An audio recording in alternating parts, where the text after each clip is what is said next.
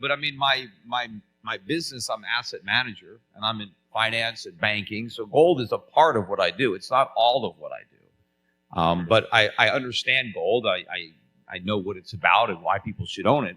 But there are a lot of things that people should own that I recommend in addition to gold. Gold is a small part of what I do. But I understand the difference between gold and Bitcoin. So Hold on, sir. We're not there yet. Sir. So we're going to start off with a couple of key questions, right? First and foremost, Brock, do you own any gold? You already answered that question. Yes, I'm one of Peter's clients. Perfect. Backwards. And again, this is one of the things that we should all know in life. We don't live in a world that is this or that.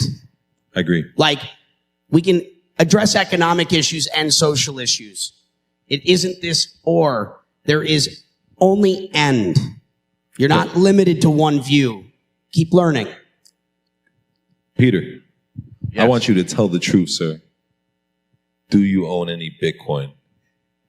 Well, there it is. No. I technically own a fraction of a Bitcoin. Right. But how many fractions? No, not even a whole Bitcoin. But I have absolutely no access to it because I don't know the password to the wallet. So it's basically lost. So I own it. I know where it is. I have the address of the wallet, but I just have no ability to actually sell it. But pretty soon the rest of you will be in the same boat. I mean, you'll have all your Bitcoin, but you'll have no ability to sell it because nobody will want it. So. All right. Let's get back. We'll save the low blows for later. Just hold on. So let's get back. And I didn't buy any of that Bitcoin. It was all gifted to me. I've never actually purchased any fraction of a Bitcoin with my money. That's a really good investment strategy. I didn't look. I wish I had bought some because I could have sold it, but I didn't. So this guy here, this is definitely investment advice. So let's take it back a little bit. Peter, why don't you tell me a little bit how you got into the gold market and, obviously, where is your experience lie there? Well, I got an appreciation for gold from my father. I mean, my father was a longtime proponent. In fact, he was one of the few people who testified in front of Congress in 1968 when they were doing hearings on whether they should remove the gold backing from U.S. currency. And my father testified that they should not do that. And pretty much all the other experts, the Secretary of the Treasury, the Chairman of the Federal Reserve, they all said that the dollar without gold would be stronger, that we would have less inflation and the gold price would go down. Of course, gold was $35 an ounce. And my father said if we go off the gold standard, the dollar is going to fall and you're going to have much higher inflation and it's going to be a big problem. And of course, we went off the gold standard in 1971 and everything my father predicted came true. And everything the experts said, they got completely wrong, which is exactly what's going on today. That's exactly. You've got people like Chairman of the Federal Reserve, Secretary of the Treasury, getting everything just as wrong as their counterparts did in the 1960s. Like the gold guys are going to be about Bitcoin. And something worth noting there, a lineage of heroes acknowledging and recognizing a lot of the things that we all see here. We have a lot more in common than we realize. The only thing that we debate is what the right answer is going forward, but we have a lot in common. People like Peter Schiff and Ron Paul and these people are the ones that brought a lot of what we see wrong in this country right now and with our monetary system. They were the ones that taught us and helped pioneer a lot of what's happening here. Perfect. That deserves respect. Hopefully the spirit can live on long after Bitcoin dies. By the way, I've been trying to get these guys to debate this for about a year now, so you guys just now coming around to this. But ultimately, Brock, what led you into Bitcoin? What led me into Bitcoin? Well, it started with, I guess, games. I was a very active gamer in my youth and, collecting baseball cards and Magic the Gathering. And when the internet and gaming converged where we had persistent worlds where your assets would live on even when you logged out of the game, and that they were multiplayer and those things were alienable, I acknowledged the potential for a market. And so back in the late 90s, I became the biggest first market maker of digital assets. And then that became digital currency as the Ultima Onlines and EverQuests and World of Warcrafts emerged. I built up a team of about 400,000 people that played video games professionally, mostly in China, to mine those digital currencies. We were PayPal's largest merchant for years, instrumental in the launching of Alipay, moving billions and billions of dollars across borders where there were currency controls. And that's what I did for a decade before Bitcoin. And so for me, it was inevitable. Perfect. And what do you think about scarcity, Mr. Schiff? Well, I mean, when it comes to something like Bitcoin, obviously that's your question. Look, gold is scarce because there's not a lot of gold, around. Bitcoin is scarce because there's an artificial constraint on its supply. But gold is scarce and very valuable. Bitcoin is scarce and worthless. And gold is scarce and its value is very unique in that, the things that you can do with gold, you can't do with a lot of other metals, or if you could do it, you can't do it as well, or you can't do it at all. But there's more than 15,000 cryptocurrencies, 15,500 maybe right now. I mean, I lose count because the supply is growing so rapidly. And as far as I'm concerned, there's very little difference between them. I mean, to debate gold versus Bitcoin, to me, doesn't even make any sense because Bitcoin and gold have absolutely nothing in common. I mean, if you want to debate Bitcoin versus Ethereum or Bitcoin versus EOS or Bitcoin versus Dogecoin or Cumrocket or any of these coins, that's a debate that might make sense because at least Bitcoin has something in common with Cumrocket. But it doesn't have anything in common with gold. Brock, look at me. I love Peter. Mr. Peace. But also very important in life to surround yourself with people that have a different perspective. Brock, It's how you learn. you dropped your wallet. We might have an earthquake in San Juan. Brock, okay, so look at me, Mr. Pierce. Look at me clearly. I need you to stop being nice to Mr. Schiff. He's not being nice. Brock, how do you think We're about here for scarcity? your entertainment. How do you feel about scarcity, sir? Well, scarcity, I mean, obviously is core to why gold is an interesting asset and why I hold some gold. I hold more crypto, but I'm not, these are not mutually exclusive ideologies. That's the problem. You can't hold crypto. It doesn't exist. It depends on your definition. Remember, Your I'm imagination. I'm a little younger and I grew up, in the world of technology. Like it's innate. It's basically in my DNA. And so, the question is, yes, are they scarce? Absolutely. Bitcoin is more scarce, and I understand the difference because it's intangible and it was designed, its scarcity was by design, not of the natural world, but of the digital world. But one of the other things is, Bitcoin's scarcity is in obviously decline as the mining rewards, and halvings continue to occur. And I'm not sure that's a good thing for humanity in the long run, but that's a whole other debate. How many Satoshis are there? The point I want to make, They don't seem very scarce to me. well, it's divisibility. And that's one of the reasons why, again, I mean, if you want to talk about why gold, why this, right? You've got scarcity is core to where value comes from, right? It has to be malleable. You have to be able to take it apart and make it into different denominations. It has to be transportable. It has to be non-spoilable. You wouldn't want it rotting under your mattress or whatever that is. It needs to be fungible, like why diamonds are not. These are very specific attributes of why we ascribed value to gold historically. Those are the core reasons. One of the things, Brock, that's why gold is useful as money. That's not why gold is valuable in the first place. And sure, you can divide Bitcoin, but when you're dividing gold, you're dividing something. When you're dividing Bitcoin, you're dividing nothing. And the thing is, even if I have one Satoshi, I can do as much with one Satoshi as you could do with a whole Bitcoin because I can't do anything with either. But you could do a lot more with an ounce of gold than you can with a gram. Again, this is back to the last point I would make. And yes, it has certain utilities, conducts. The point is intangibility. Is it tangible or intangible? I was one of the first people that acknowledged and recognized in creating these markets as a teenager that just because something wasn't tangible did not make it less valuable. And that is really the sort of debate that part of this is you can't touch it. Therefore, it's not real.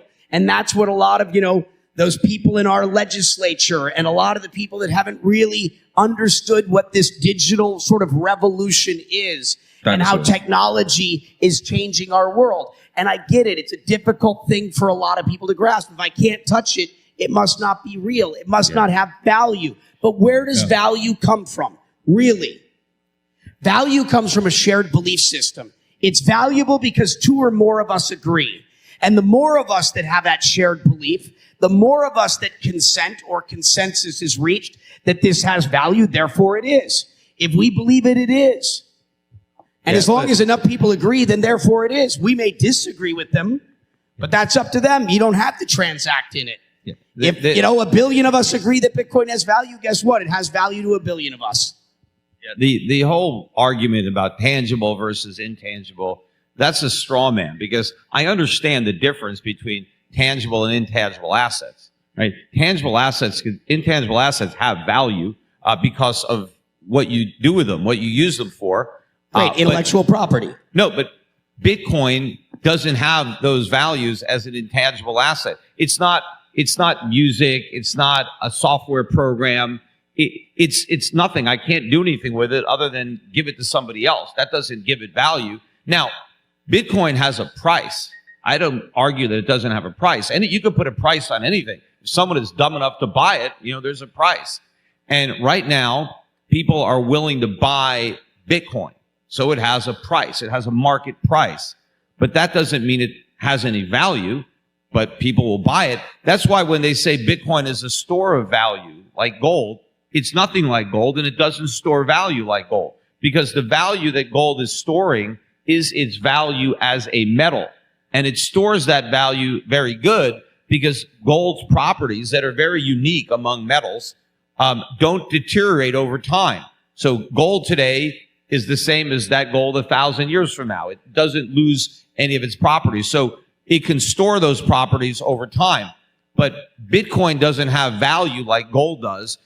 It has a price. You cannot store a price. Price is determined by supply and demand. And like you said, it's a belief system. So if people believe that Bitcoin has value, well, it'll have a price. But when they stop believing, well, then it's not going to have a price anymore.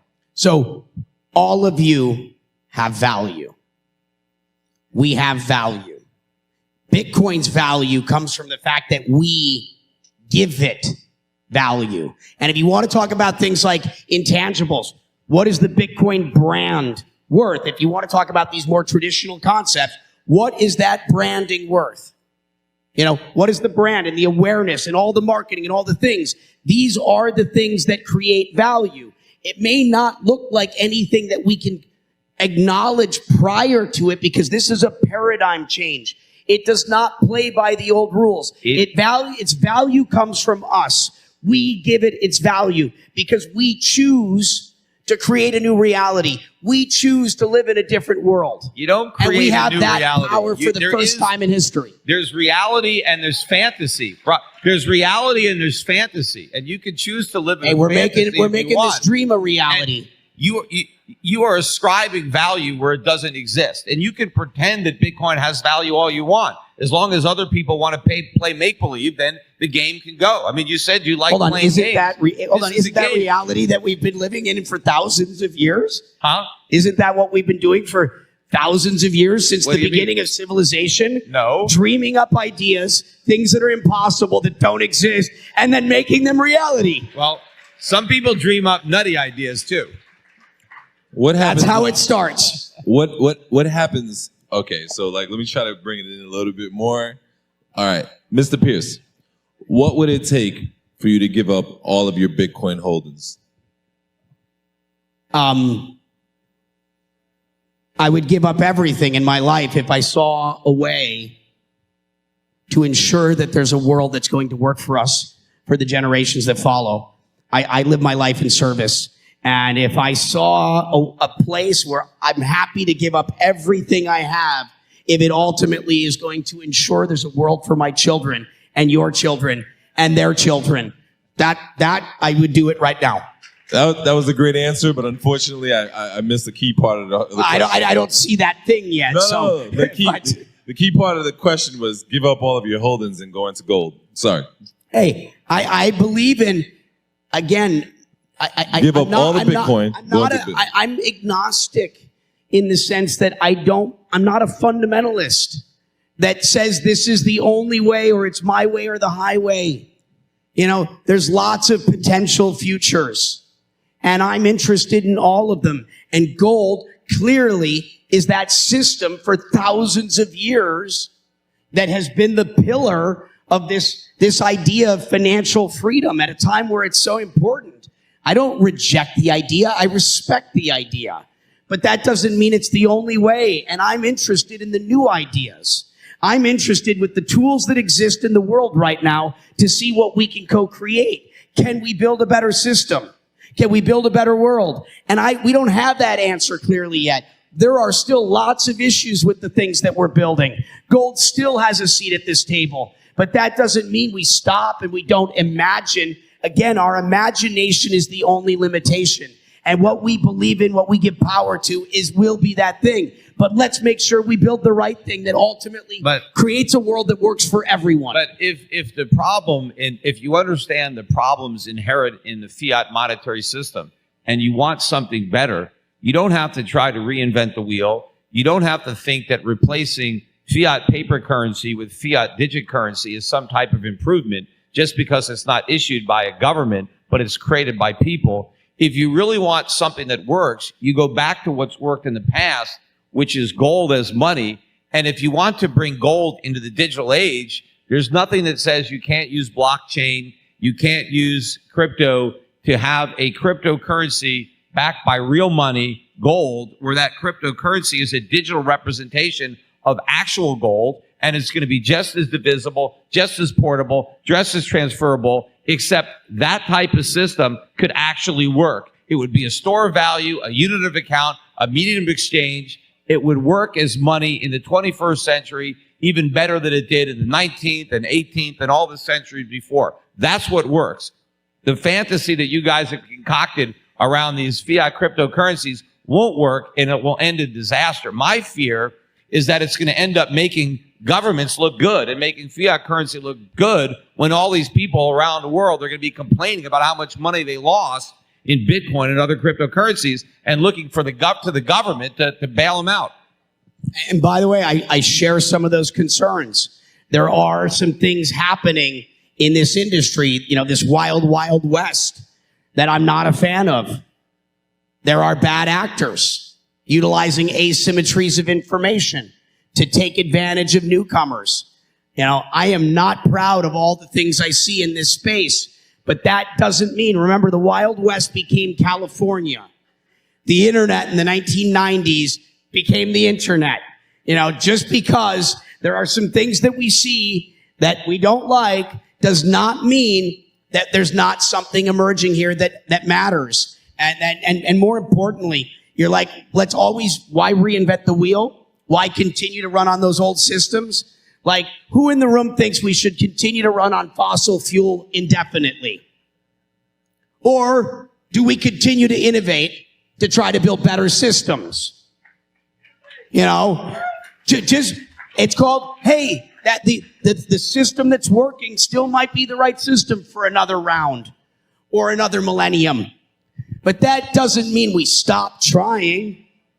It doesn't mean we stop dreaming. It doesn't mean we stop imagining, right? We have to keep trying to improve upon things. Yes, we have to build a better world. And almost everything I look at, our education system, our healthcare system, our political systems, our system of governance, our financial system, our agricultural system, you name it. I look at every single one of them and I believe they can be done better.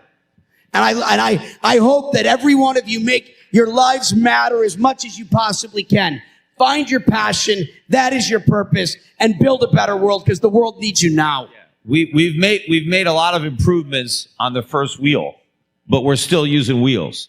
So we can improve gold as money, but we don't have to reject it. We don't have to try to reinvent something else and claim it's going to work as money. Well, the wheel's pretty efficient, but we eventually learned how to build Airplanes. engines and airplanes and Helicopters. rockets. And guess what? We've got anti-gravity systems and they all coming have- and they things that are going to eliminate even the need for that. Your plane still has wheels when it's working. Fair enough. All right. So last question for you guys before we open it up to the audience. What would it take for you, and we'll get you as well, to change your stance and to go into Bitcoin? I can't imagine anything at this point. I mean, I've known about Bitcoin, maybe even before Brock knew about it. I mean, I knew about it early on. I mean, I don't think it was under $1. I'm pretty sure it was under 10. But I knew about it. I understood it very early. What was the price of gold at that point? I don't know, probably about the same as it is now. I was just checking. Just checking. Maybe, So, maybe a little. just checking. But I knew about it. And one of the original problems I had with it was, well, what's to stop people from coming up with other cryptocurrencies and just call it something else? I mean, it's not like somebody else can't come up with one. And of course, they came. There's 15,000 of them. But Bitcoin is still Bitcoin. Yeah, And it's still reigning supreme. But my point is, if I didn't buy it then, I sure hell I'm not buying it now. I mean, because at least then, not a lot of people knew about it. I just didn't see at that early stage, a bubble getting this big. I just didn't see it catching on beyond the libertarians that were telling me about it. By the time I saw it move up, and I remember when it moved up, to 1,000, and I'm like, crap, I could have bought that stuff and, made some money. And when it pulled back and it was, 200, 300 for a few years, I looked at it and I thought about buying it as a trade. I was like, maybe this thing's going to make a new high. And I was like, but I'm not going to buy it at 3. I didn't want to buy it. I'm not paying this much for Bitcoin. And then, of course, you see what happened. But I think the upside, the big upside in Bitcoin is long gone. The idea that anybody buying Bitcoin now is getting in on the ground floor or some opportunity, that ship has sailed. I think there's a lot more downside risk in Bitcoin relative to the upside potential. I mean, could it go to 100,000? It could. How much higher than that? I don't know. But it also has a lot of risk. I mean, it's not going to go up 100-fold like it's already done. Oh, gold is no, definitely going to go no. up 100-fold, right? No, I don't buy gold for that reason. Gold is a store of value. It's a hedge. It's a conservative safe haven. You don't buy gold to get rich. You own gold to stay rich. But my point is, I own other speculative assets that I think personally at this level have a lot more upside potential than Bitcoin and less downside risk. So if I'm going to speculate now, Bitcoin is not where I want to be, nor these other cryptocurrencies. And I think at this point, you have a lot of people, I didn't even know until I heard it at this hearing the other day, that 80% of the people who own Bitcoin have never even sold a Satoshi. What happens when they eventually start to? A lot of people that own Bitcoin are losing money because a lot of people got into it in the last year and they paid higher prices than what you've got now. We'll see how long, they want to stay in this thing. I think there's a lot of leverage in it now. There are a lot of people that have borrowed against their Bitcoin. There's a lot of margin calls coming, a lot of forced liquidation. There's too many people in this that are so confident they can't lose, that are convinced they're going to get rich. That is not the time to buy something. Even if Bitcoin is ultimately going higher. How many I think people in it's here going got a rich lot off of lower Bitcoin, man? Raise your hand. How many people here got rich off Bitcoin? How many people in here got rich off gold? But he made that point. That is Yeah. not the reason why you buy gold. Again, gold has its purpose.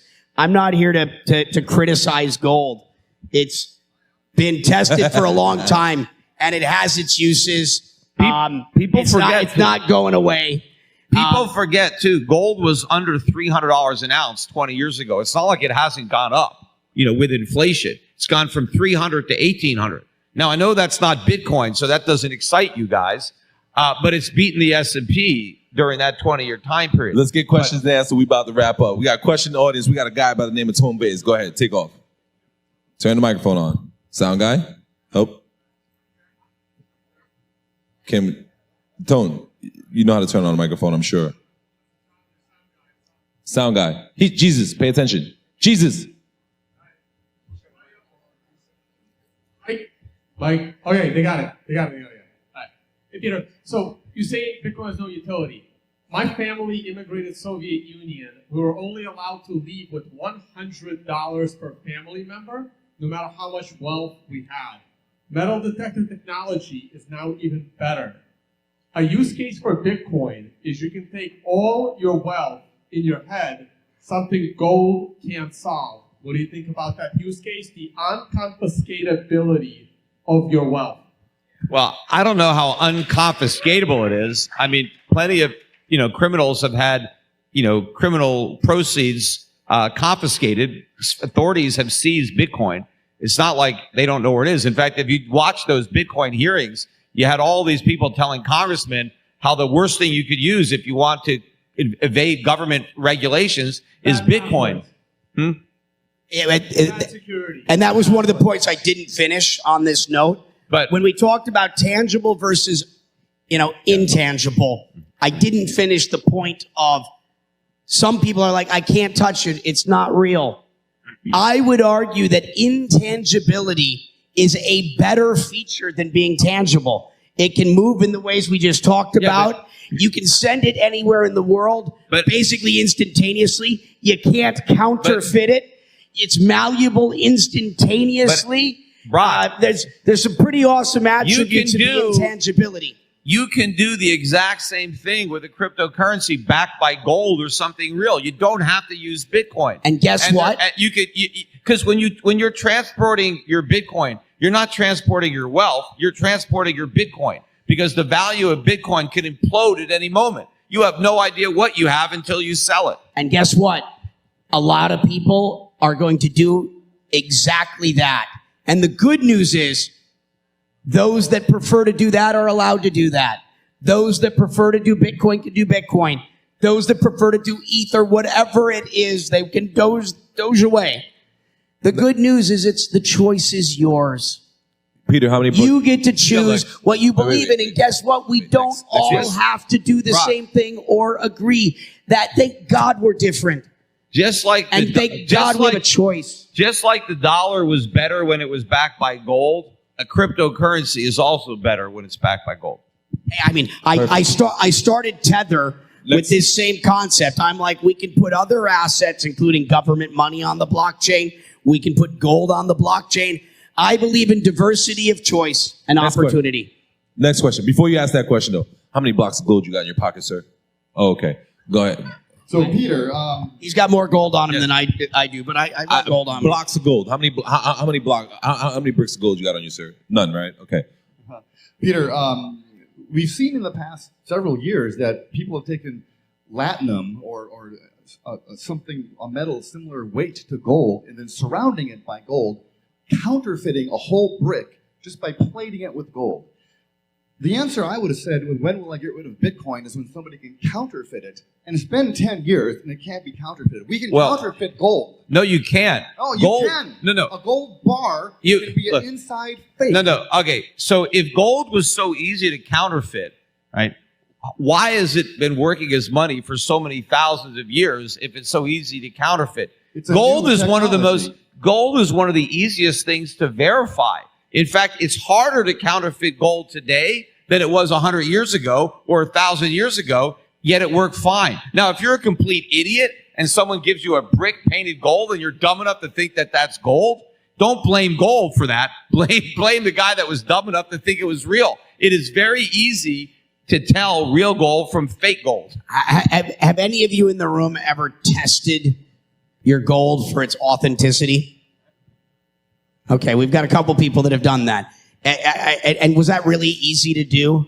Just, Okay. just, Not, bu- not, just, not, just not get- like the sort of thing you would do just, Brock, just get a at the counter every time you're doing a transaction. And if any of you ever run a business where you've got people in like retail or doing anything like that, and imagine if every time someone showed up to buy a cup of coffee, you had to test their money. Well, you don't have to do that. You can use a digital currency backed by gold, and you know the gold is real because it's already been assayed by the custodian. And by the way, I like that idea. And I think that there will be millions of people, tens of millions, maybe hundreds of millions, maybe more than 1 billion people on earth that prefer that solution. And they're not mutually exclusive. We can respect other people and their views and say, hey, it's your choice. If that's the world in which you want to live, good for you. Next You're question. welcome to do that. Peter? Yes. Hi.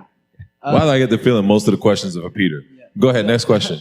So- Brock, this is rare for you, bro. Most of the questions usually for you. Now we got Peter. First of all, thank you very Well, you guys get to see me more often. thank you very much. Thank you very much for being here. Peter, Let me get a round of applause for Peter Schiff, man, Yeah. showing up to the debate, man. Bottom line. so Peter, this is a personal question, right? You have built a pretty astounding career by holding a contrarian vision on what most of the consensus is, especially in cryptocurrency conference, right? And you have a large track record, and you're speaking in most of the cryptocurrencies, providing this, Bitcoin is worthless type of contrarian view, which I do believe is valuable. But in hindsight, what I would like to ask you is, has this career that you've built on the contrarian view, it has been more valuable than if you would have gone all in on Bitcoin when you first knew about it Ouch. today? Well, I mean, look, that's obvious, right? I mean, if I'd have gone all in on Bitcoin, Brock be flying around in my plane.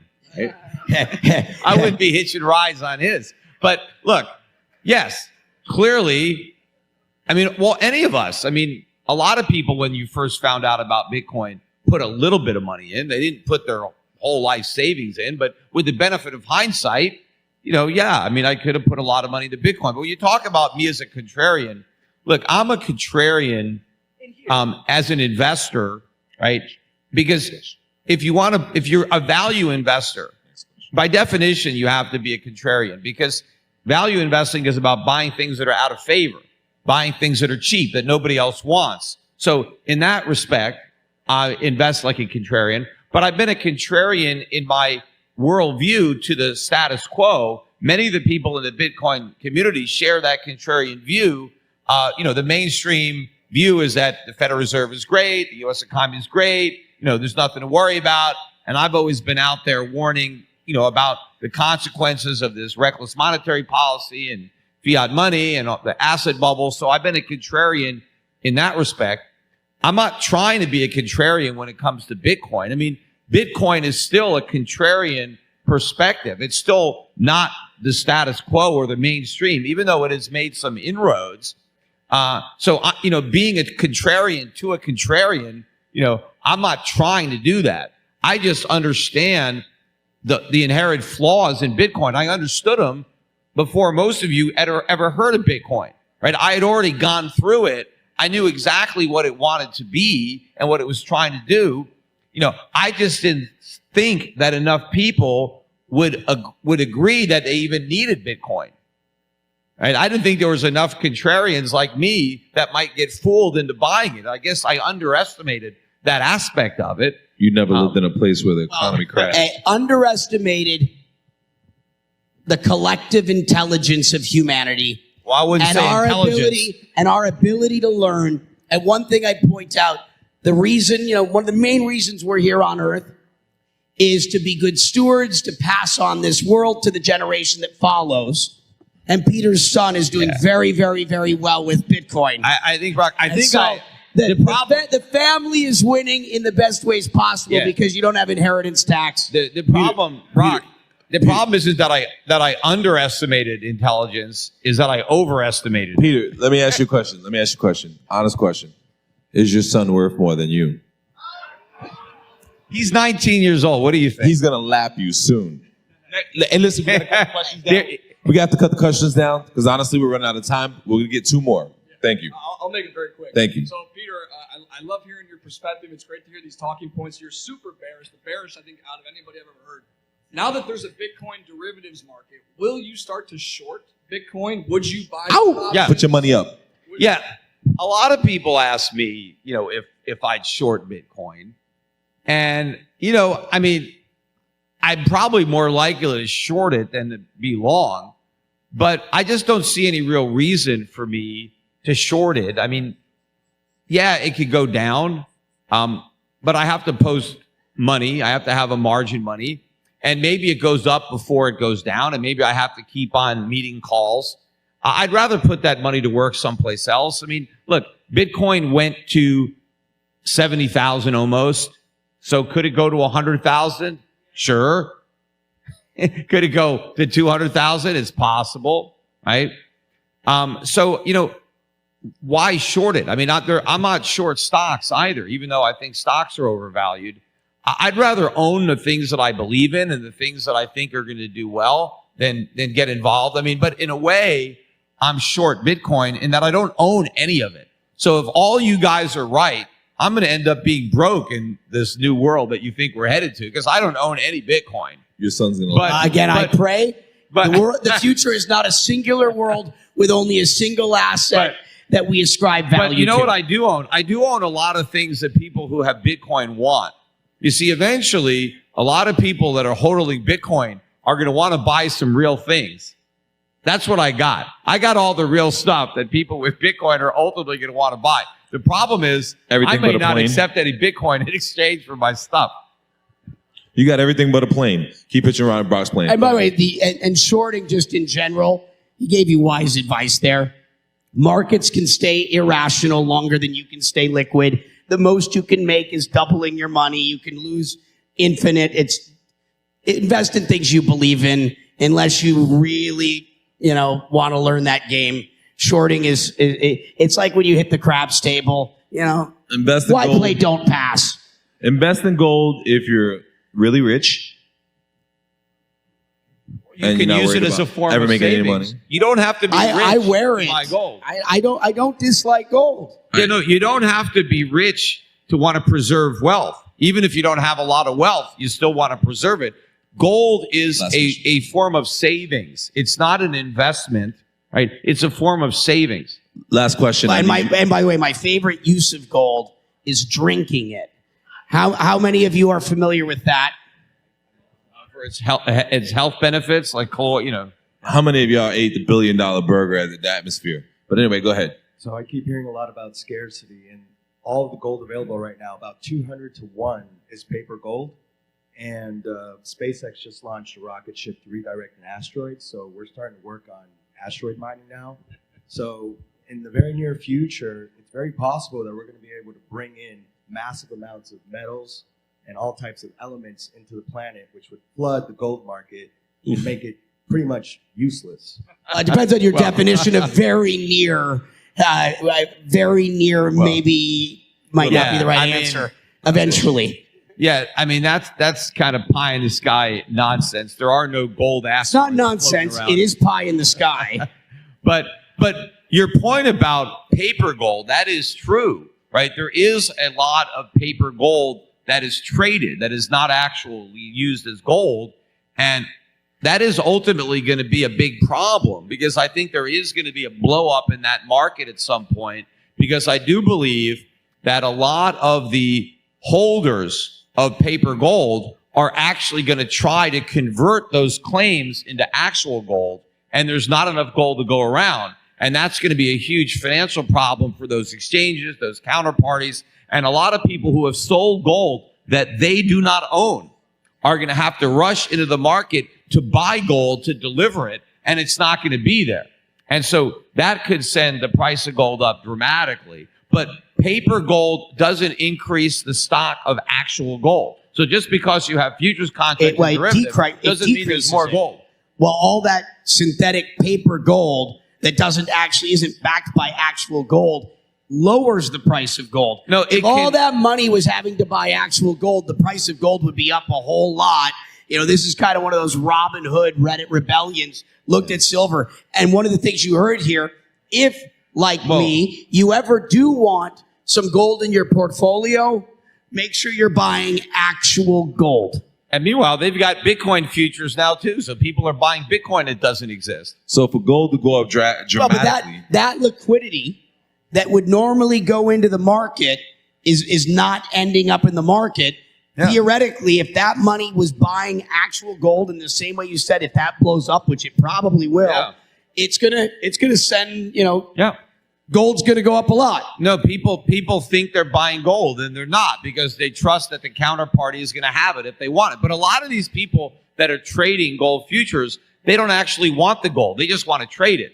But at some point, they're going to want it and it's just not going to be there. There's a run on the bank, which probably will happen at some point. all right, you guys, let me get a round of applause for my guest,